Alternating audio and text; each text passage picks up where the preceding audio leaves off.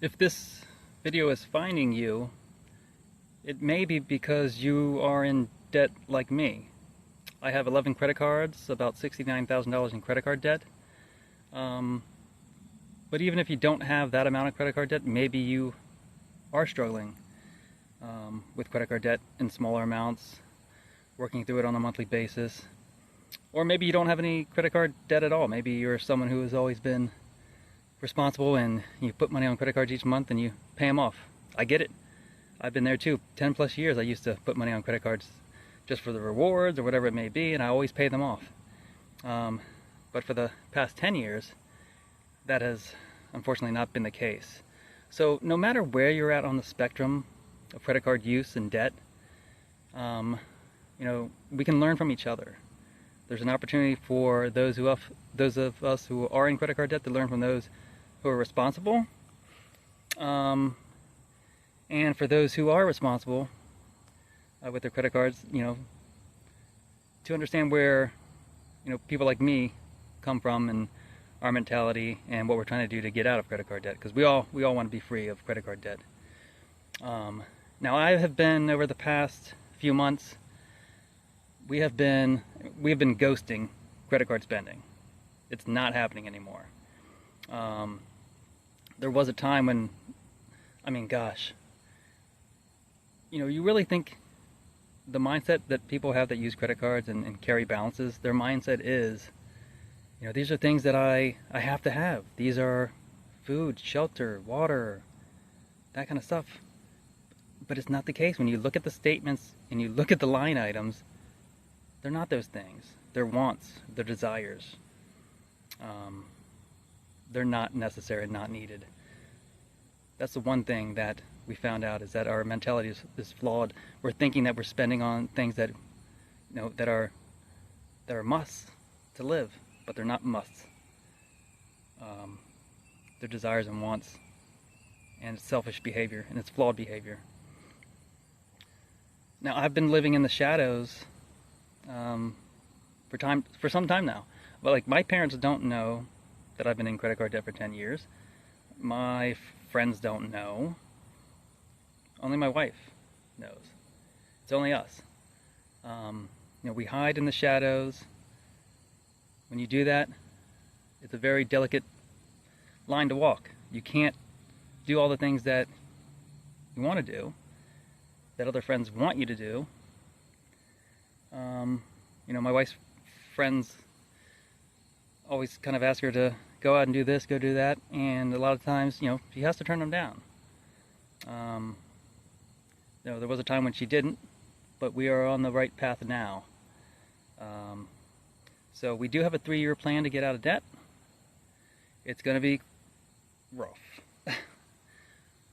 But the reward at the end is going to be so satisfying that I just can't continue to pay the minimum monthly payments and get out and die in debt. That's what it's gonna. 46 years old. I'm gonna die in debt if I continue to pay the minimum monthly payments. So we are showing no mercy to debt at this point. So we flipped the game. We're coming at it hardcore, but it's going to be brutal on us mentality, on our mentality, and just everyday living. It's a different mindset, but I'm happy to be at this point finally and to see some real results. The other challenging part of being in debt is that, for me, I have a partner, I have a wife, and if we're not on the same page, it can be very difficult to get out of debt. I think she's 90% of the way there. I have to be understanding. I have to see other people's mindsets. I have to see other people's perspectives. I have to have compassion. Listen, she's a materialistic girl. That doesn't mean she's buying everything every day and she gets everything that she wants. Not the case. But that's her overall mentality. Like today, she mentioned getting those TVs that look like a piece of art that hang on the wall. Because one of our flat screen TVs on the wall is not working properly. Well, guess we have 3 other TVs. We don't need another TV. But she mentioned one day, I really want to, I want to get the TV that looks like a piece of art. And I'm just thinking, oh my God, how much money is this thing gonna cost? Just something you just don't need. We don't even need a TV, let alone a TV that looks like a piece of art that's probably $2,000 when you could buy a flat screen for 200 bucks anywhere these days. But anyways, just that meant, like, part of me wanted to go off and say, don't you remember our 3-year plan? Like, we're not buying anything for 3 years.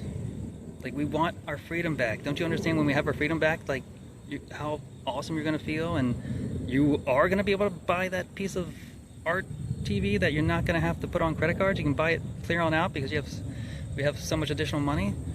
Not that we're gonna go crazy. We can't. We have to remember the past. But I mean, I almost lost it. But I have to understand other people.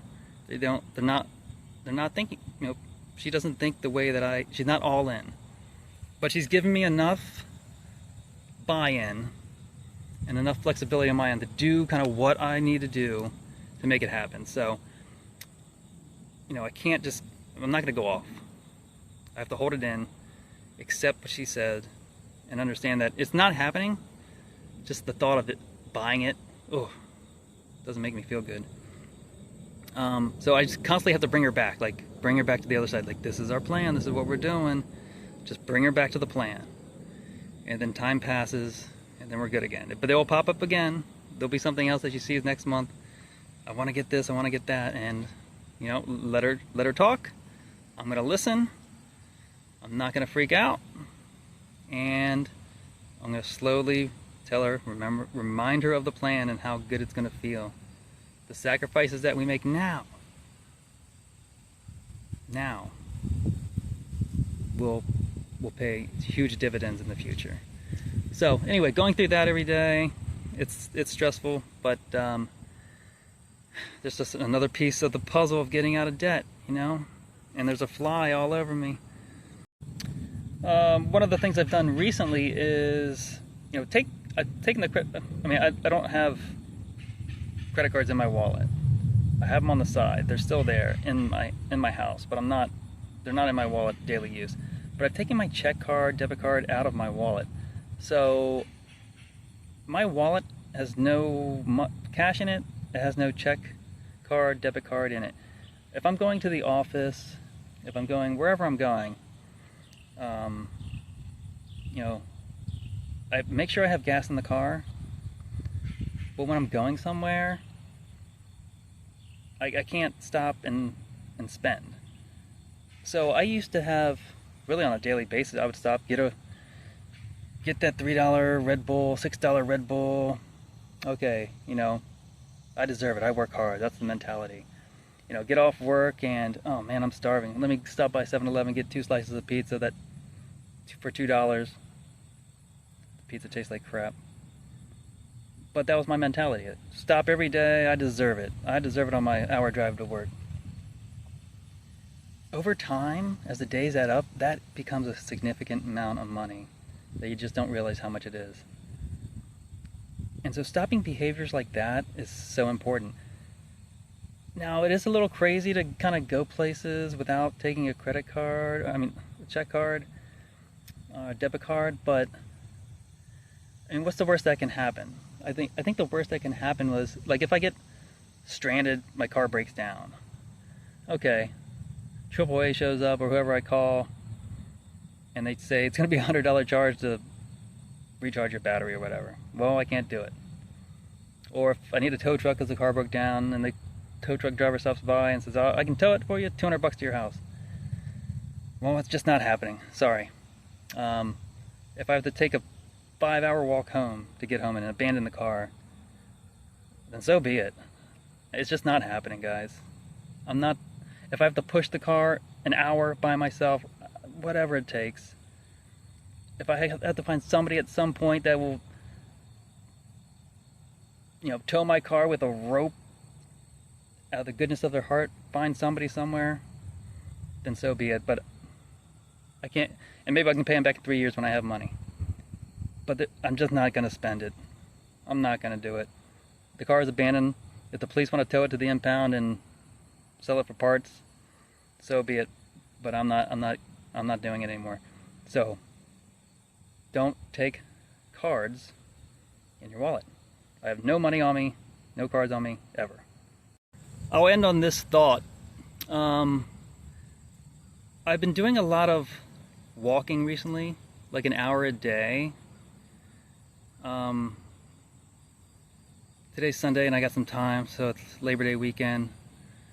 But taking that hour walk, it really like clears my mind. It's like doing mindless work. Like when I work Amazon night shift in the warehouse. All I'm doing is lifting up boxes constantly and stacking them. But there is a sense of peace to it because I'm not thinking about anything. I'm just kind of in this zone. Same with walking, I'm in the zone. My mind is clear. I may not be thinking of anything. And, I might, my eyes are open and I'm looking around and I'm staring at things, but there's no thought behind it. It's just in this really comfortable zone where the past doesn't matter, the future doesn't matter, and you're just present. It's almost like I've never meditated, but maybe it's something like that. But and maybe it feels like you're in there you could be in that zone for an hour or something, but maybe it only feels like an hour, but it's only a few seconds. I don't know. It's strange, but how do I get to feel more of that on a daily basis? How can I get to that zone? What is it called? What is that zone called? Because I need more of that. I like that. I've had these crazy feelings at night sleeping. I think I'm asleep. Maybe I'm halfway. I don't know. But it's every fiber of my being, my soul, my core, and it all kind of at one time tells me that your life is coming to an end. It is the most bizarre feeling when all of your senses tell you, you will die. And I don't know, it's scary.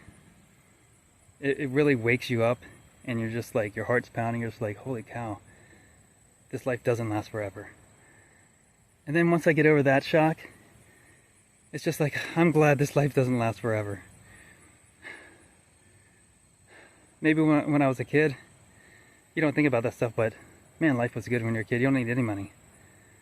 You don't need anything. Just go out and play. But when you're an adult, gosh, it's easy to lose the joy in life. And I wouldn't be able to do this. I would not want to do this forever. I hope there's something better on the other side, but it doesn't even have to be better, just different. Just a different energy. Yeah, it's gonna be good. One day it's gonna be good. And it's the same.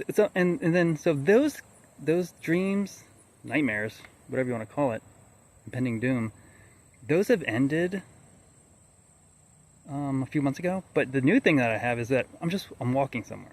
It could be in the office, outside, anywhere. And it's this sense of it's like I'm not alive. It's like, is this a movie? Is this some type of simulation that I'm in? It's the weirdest thing where I have to actually shake my body. I'm just like, for a second. I'm just like, and I ask myself, am I alive right now? Am I alive? Is this really happening? So that's what I'm dealing with now. It's fun stuff. I guess midlife crisis? Would I be having a midlife crisis? Is this a midlife crisis? Would I be having a midlife crisis if my biggest fears and regrets being in debt? Like if I was financially free, would I be having a midlife crisis? Or is it just a combination of all that stuff and everything else that just gets you into that type of zone where you're just like, am I alive? And you have to actually shake your body and think about it. Like you lose consciousness in a way. That's so weird. I don't know if any of you have ever felt any of that type of impending doom, or like you're in a simulation and you have to kind of wake yourself up out of it. This crazy life.